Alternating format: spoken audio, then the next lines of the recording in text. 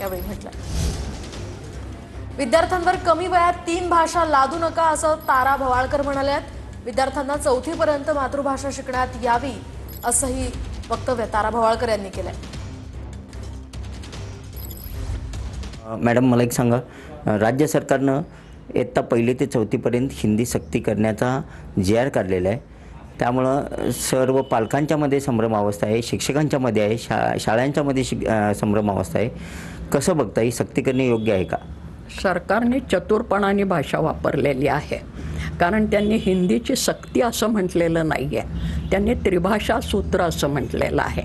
त्यामुळे विद्यार्थ्याला 1लीमध्ये प्रवेश घेतल्यानंतर 3 भाषा आल्या पाहिजेत, त्यातल्या 2 त्यांच्या पक्क्या आहेत, एक मातृभाषा आणि दुसरी परकीय म्हणून इंग्रजी भाषा, ती शिकवायला त्यांनी सुरुवात केलेली आहे 5-6 वर्षापूर्वीपासून। आता 3री भाषा कुठली घ्यायची तर हिंदी जास्त जवळची पडते असं सरकारचं मत असल्यामुळे